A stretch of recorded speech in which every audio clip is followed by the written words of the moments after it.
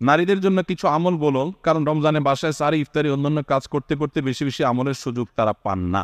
রোজা রেখেও আমার স্বামী গায়ে হাত তোলে, তাহলে তার কি রোজা হবে? ঘুম থেকে জাগ্রত হতে না পারার কারণে যদি সারি খেতে না পারি এবং না খেয়ে রোজা রাখি, তাহলে রোজা হবে কিনা? সারি খেতে খেতে ফজরের আজান দিয়ে দিলে করণীয় কি? রমজানে হারিয়ে যাওয়া এমন কিছু আমলের কথা বলুন যা অধিক ফজিলতপূর্ণ আমল, কিন্তু তা অনেকেই জানে না বা আমল করে না। সবে কদরের নামাজের নিয়ম, নিয়ত ও কোন সূরা দিয়ে পড়তে হয় একটু জানাবেন। এরপরে প্রশ্ন হলো, রমজানের প্রথম 10 দিন, মাঝের 10 দিন ও শেষের 10 দিনকে বলা হয় রহমত, মাগফিরাত ও নাজাতের দিন। এটা কতটা সহি? তাহলে কি ওই দিনগুলোতে রহমত, মাগফিরাত, নাজাত পাওয়া যাবে, নাকি বাকি দিনগুলোতেও পাওয়া যাবে? ঘুম থেকে জাগ্রত হতে না পারার কারণে যদি সারি খেতে না পারি এবং না খেয়ে রোজা রাখি, তাহলে রোজা হবে কিনা? অবশ্যই রোজা হবে। ঘুম থেকে আপনি উঠতে দেরি হয়েছে, সারি খেতে পারেন নাই, বরং আপনার ওই দিন আরো বড় চ্যালেঞ্জ নিতে হবে যে আজকে আমি লম্বা রোজা রাখবো। রাত্রে যে খেয়ে শুয়েছি, সারি খেতে উঠতে পারি নাই, আমি ইফতার পর্যন্ত রোজা রাখলে আমার রোজাটা সবচেয়ে দীর্ঘ রোজা হবে, কষ্ট সবচেয়ে বেশি হবে। আর হাদিসে আসছে ইন্না আযামাল জাযা মা আযামিল বালা, কষ্ট যত বেশি হবে আল্লাহ তাআলা আজর বা বিনিময় তত বেশি দিবেন। যে আমি বেশি সহিষ্ণু হলাম, বেশি ধৈর্যশীল হলাম, বেশি সংযম করলাম, সো ওই দিন আরো বেশি চ্যালেঞ্জ নিতে হবে ইনশাআল্লাহ তাআলা। সারি খেতে খেতে ফজরের আজান দিয়ে দিলে করণীয় কি? সারি খেতে খেতে যদি ফজরের আজান দিয়ে দেয় এবং ওয়াক্ত হয়ে গেছে, ওয়াক্ত মতোই আজান দেওয়া হয়েছে, তার মানে ওয়াক্ত হয়ে গেছে, তখন আপনি খাচ্ছেন, তাহলে সেই রোজা আপনাকে আবার রাখতে হবে, এই রোজা হয় নাই। কারণ সারি খেতে হবে ফজরের ওয়াক্ত হওয়ার আগে আগে। ফজরের ওয়াক্ত শুরু হয়ে গেছে, তখনও আপনি খাওয়াতেই আছেন এবং গিলেছেন, তাহলে আপনার রোজা হবে না। যদি এমন হয় যে ওয়াক্ত হচ্ছে তার আগ মুহূর্তে খেয়েছেন, এখন মুখে খাবার আছে, খান নাই, নিয়েছেন খাওয়ার জন্য, বাকি ওয়াক্ত হয়েছে বা আজান হয়েছে দেখে আপনি ফেলে দিয়েছেন, তাহলে রোজা হতে পারে। এখন দেখবেন যে ওয়াক্ত হওয়ার পরে কিছু খাইছেন কিনা। অল্প যদি খেয়ে থাকেন ওয়াক্ত হওয়ার পর, ধরুন আপনার 5:20 আজান হলো বা ওয়াক্ত হলো ফজরের, তা আপনি ঠিক 5:20 সময় অল্প একটু খেয়েছেন, এক ডুব পানি খেয়েছেন, বাস, এই রোজাটা আপনার আবার রেখে দিতে হবে, কাজা করতে হবে। এরপরে প্রশ্ন হলো, রমজানের প্রথম 10 দিন, মাঝের 10 দিন ও শেষের 10 দিনকে বলা হয় রহমত, মাগফিরাত ও নাজাতের দিন। এটা কতটা সহি? তাহলে কি ওই দিনগুলোতে রহমত, মাগফিরাত, নাজাত পাওয়া যাবে, নাকি বাকি দিনগুলোতেও পাওয়া যাবে? দেখুন, এই হাদিসের সনদকে মুহাদ্দিসরা কেউ কেউ কিছুটা দুর্বল বলেছেন, কিন্তু এটার মাধ্যমে এটাও হতে পারে যে এই দশকে বিশেষভাবে রহমত দেওয়া হয়, অন্যগুলোতে আমভাবে দেওয়া হয়। এর মানে এই না যে অন্য দিনগুলোতে রহমত দেওয়া হয় না। রমজানে হারিয়ে যাওয়া এমন কিছু আমলের কথা বলুন যা অধিক ফজিলতপূর্ণ আমল, কিন্তু তা অনেকেই জানে না বা আমল করে না। 4টি আমলের কথা বলতে পারি। 4টি আমল আমরা অনেকেই গুরুত্ব দেই না, অথচ সে আমলগুলো আমাদের পুরো রমাদানকে সম্পূর্ণ সার্থক করে দিতে পারে, অর্থবহ করে দিতে পারে, রমজান সাকসেস করে দিতে পারে। সে 4টার ভিতরে প্রথম এবং 1 নম্বর যেটা বলতে চাই তা হলো, রমজান মাসে রোজা রেখে এবং রাতের বেলা পুরো রমজান জুড়ে সকল প্রকার পাপাচার, কাউকে কষ্ট দেওয়া, গালি দেওয়া, হক নষ্ট করা, সব ধরনের গুনাহ থেকে, গীবত, শিকায়াত করা, চোখের গুনাহ, সোশ্যাল মিডিয়া ইত্যাদি সবগুলো থেকে বেঁচে থাকবেন। প্ল্যান করে যে কোনো মূল্যে, প্রয়োজনে আমি আইডি ডিঅ্যাক্টিভ করে ফেলবো, অ্যাপ ডিলিট করে ফেলবো, তারপর সব ধরনের গুনাহ থেকে বেঁচে থাকবেন। এটা হলো রমজান সার্থক করার সবচেয়ে গুরুত্বপূর্ণ কাজ। 1। 2 নম্বর হলো, রমজানে আমরা অনেকে কোরআন পড়ি, কিন্তু কোরআন শোনাশুনি করি না। হাফেজরা করে অবশ্য। নবী করিম সাল্লাল্লাহু আলাইহি ওয়াসাল্লাম রমজানের শোনাশুনি করতেন, এটা একটা হারিয়ে যাওয়া সুন্নাহ বলতে পারি। জিবরিলকে তিনি শোনাতেন, আবার জিবরিলের কাছ থেকে তিনি শুনতেন। এজন্য আপনি কোরআন পড়বেন, আপনার স্ত্রী শুনবে, আবার স্ত্রী পড়বে, আপনি শুনবেন। স্ত্রী বলে কোনো কথা নয়, এরকম একে অন্যের সাথে কোরআন শোনাশুনি করবেন, এটা একটা হারিয়ে যাওয়া আমল। 3 নম্বর হলো, রমজানের শেষ 10 দিন এতেকাফ করবেন।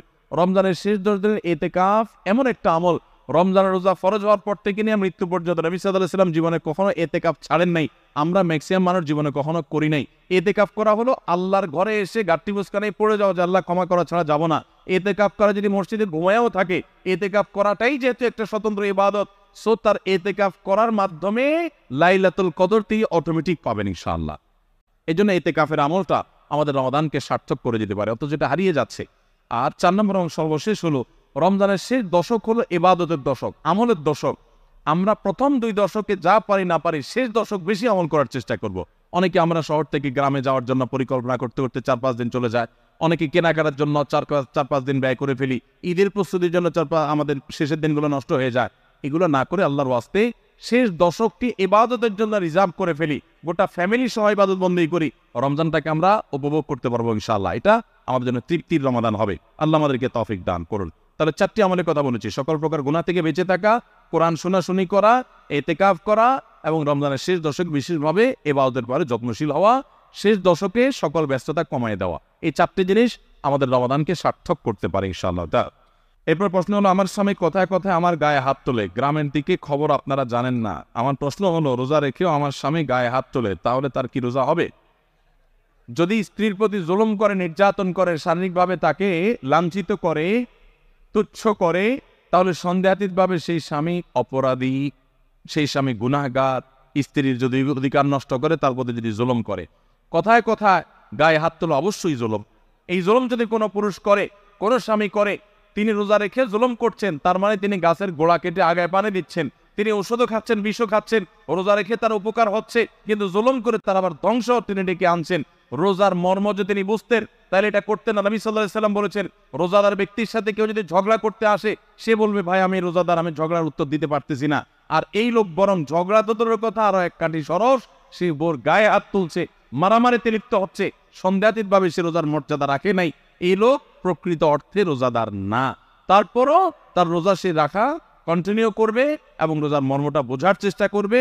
আল্লাহর কাছে তার হেদায়েতের জন্য আপনি দোয়া করবেন এবং সবর করবেন, অন্যদেরকে দিয়ে তাকে বোঝাবেন।